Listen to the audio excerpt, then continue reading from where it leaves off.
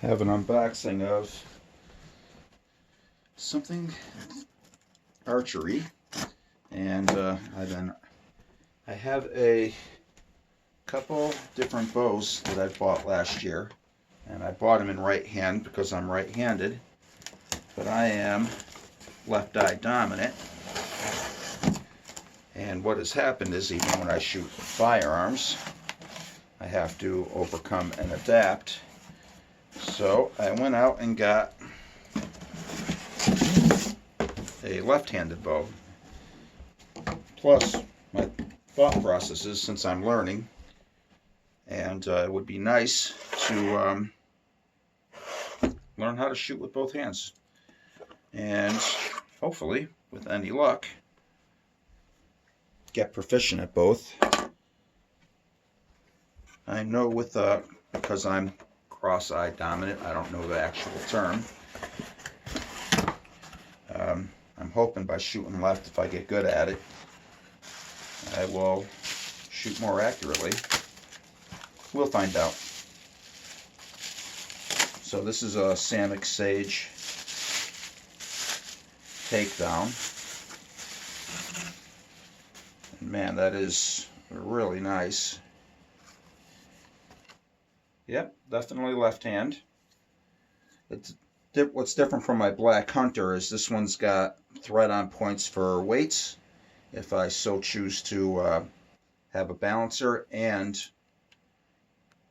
it looks like you could put a plunger here if you so chose, don't know the right words, and a sight, so that's really nice.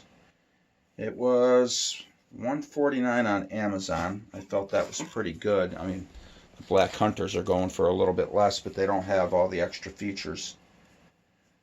So what came in the box, we got, actually this piece of wood, it's beautiful, and here's the dials here to clamp on the limbs.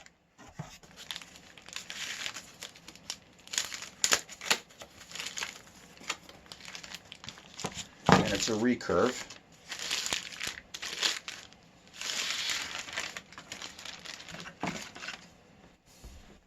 Hopefully that's showing up. Here is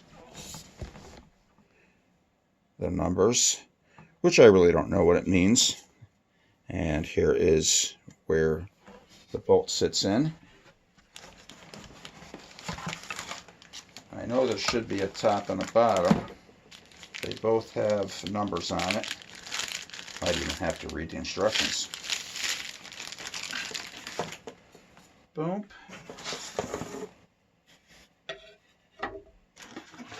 Two.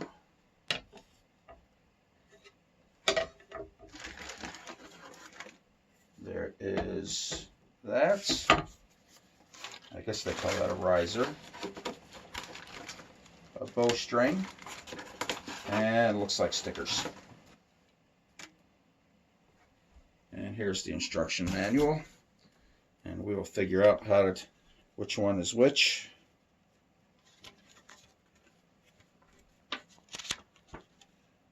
What's inside? It says a stick-on arrow rest, and I don't actually see that. Although, there it is. This is a little more elaborate than I thought. I thought I was going to be shooting off the shelf, because that's what I'm used to doing.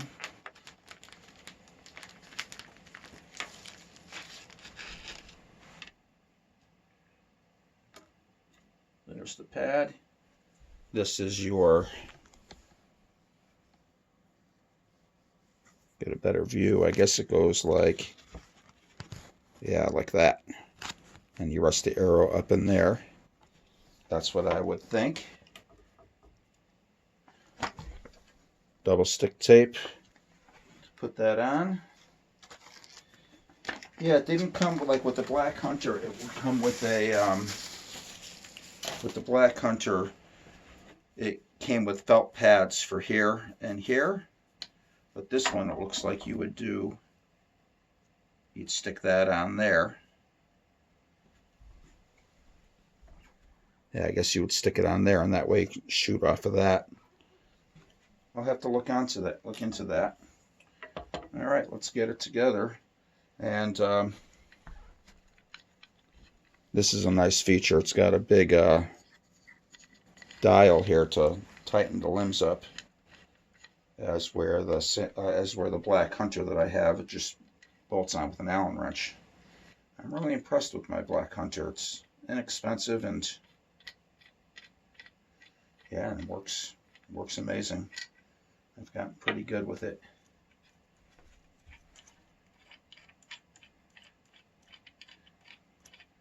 I know to quiet the bow down,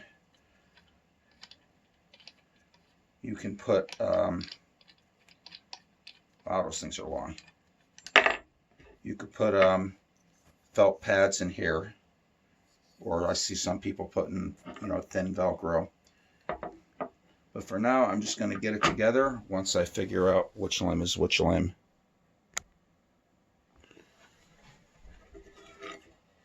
So on the back side, it's got the logo, and one of them has the logo, one of them doesn't.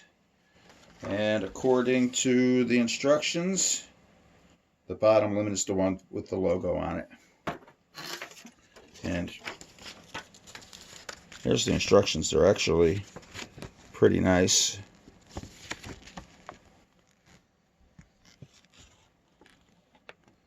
And I like that they have pictures because it makes it simple for the people like me who hate to read. Boom. Go. So that would be the bottom. There we go.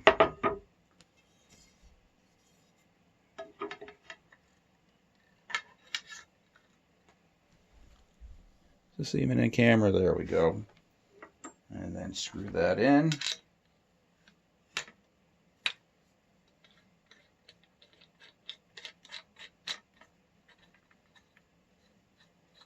Yeah, this doesn't even have much, the joint here is really tight.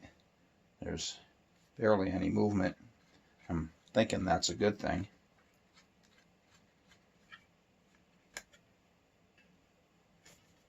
Oh yeah, that's kind of impressive.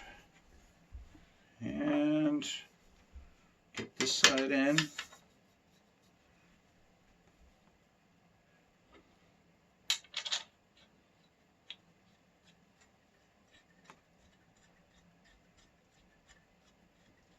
I know that Samik's a pretty good archery company, and I know they offer a lot more, and I know if the Sage is pretty common amongst the people looking to get into archery for not a lot of money.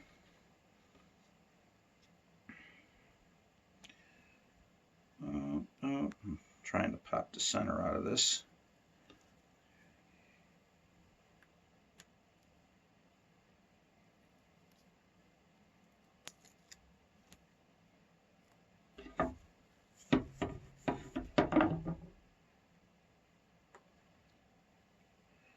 Now I have to figure out whether to mount it high. I got to see how this goes.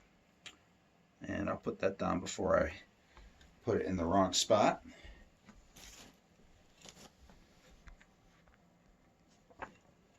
So I'm going through the instructions, and there is actually nothing on here about putting on that stick-on arrow rest.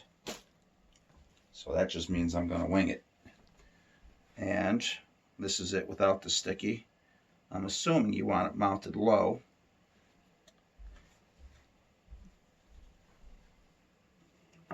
So let's see. So boom, left hand. Yeah, that would make sense to me. And since it's a stick-on item, I can always pull it back off. So I think this is what I'm going to do. Well, it would have to mount that way because here's the hook on it. See, sometimes it's good to think about it.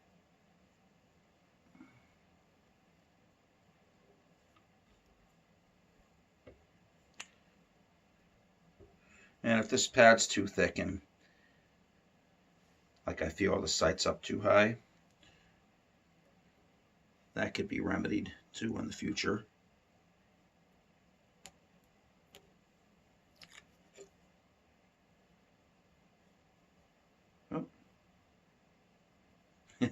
course I did. Let's see if I can peel it off. Oh, nice. Okay, it's coming right off. That's what you get. There we go. Still has some sticky on it now that I practically ruined the thing.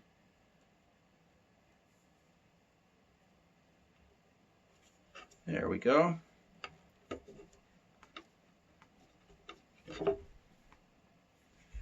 And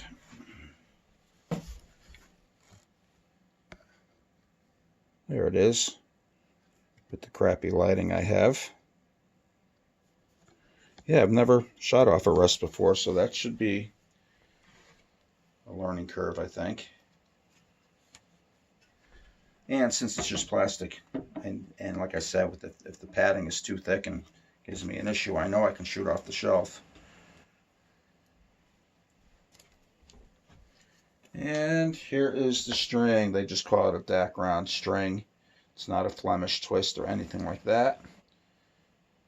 And if I'm not mistaken, there should be a big loop and a small loop.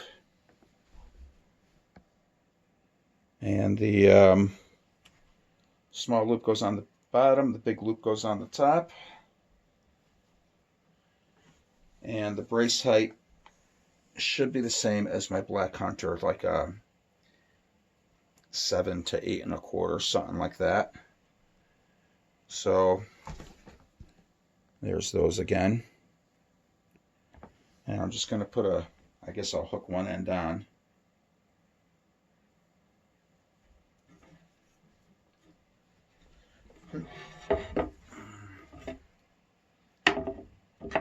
So there's the bottom right there. Hook the small end on.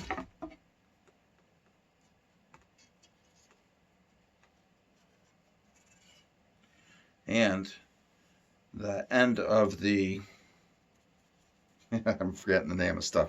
Anyways, this section here where the string rests and comes through, you can also put felt to help quiet down the bow. But for now, it's just going to go on. I am going to put a few twists in it, because you know the strands, as you can see, they're all just straight strands. So you want a couple lines in it. And I'm only going to do 1, 2, that should be good, maybe 3. And I don't actually have a bowstringer with me, but I know how to do it this way. Actually,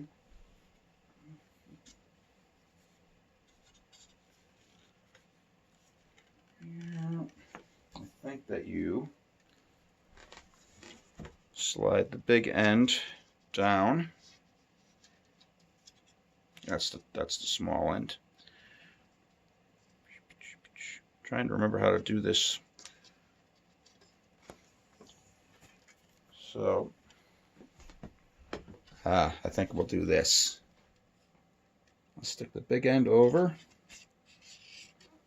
and slide it down.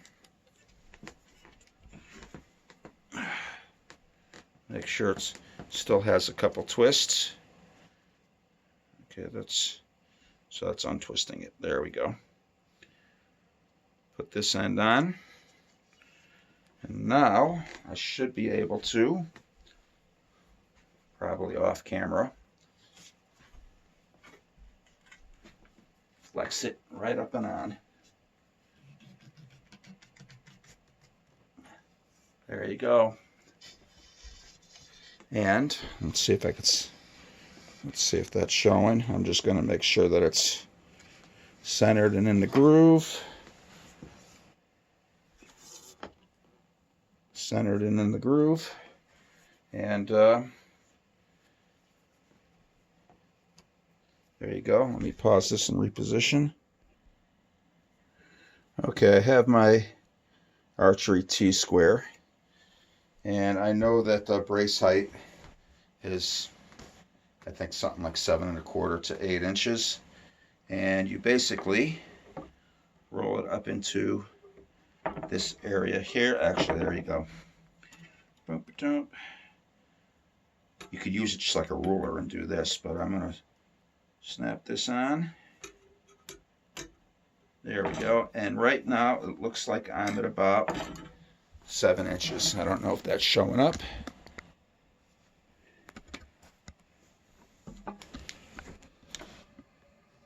Oh, there's my phones. Yeah, my lighting is horrible here. There we go. So it's about 7 inches. I'm going to put a couple more winds in it and get it up to, let's say, 7 1/2. And I'll just do it quickly off camera. Or I'll just make you wait and see. So, bottom, top.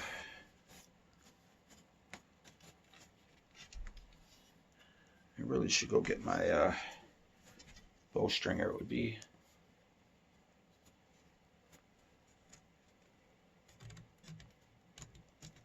There we go.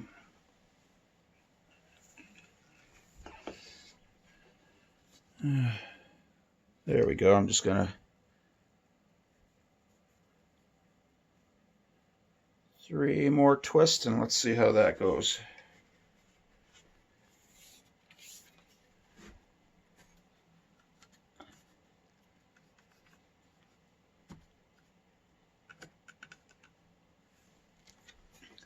Time to go get my bowstringer and make my life easier. Alright, I got my bowstringer. It's this style here. And since I don't have a camera person and I'm in cramped environments, you make sure I got enough twists in that thing. And let's see if this is in the camera. Yep. Basically put your string through that loop. This goes, well, let's first do this. We'll put this on the limb like this. Put the stringer through like that. The string itself through that hole. Now I need to step on this, which is probably not on the camera, but we'll find out.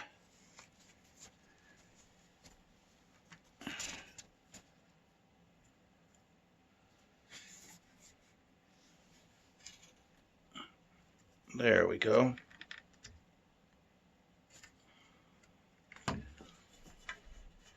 That made that easier.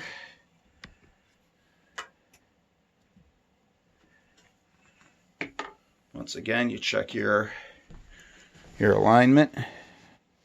Make sure it's in, make sure it's all sitting at the tips on each end. And now we'll check the brace height again.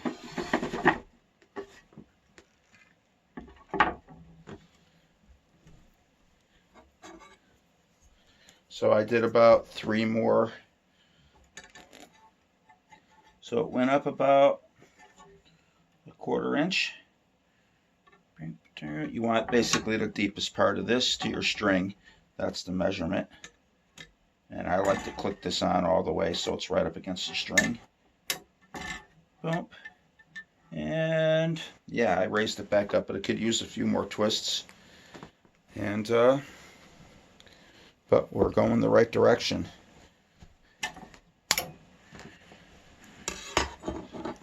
Let me take this off of here.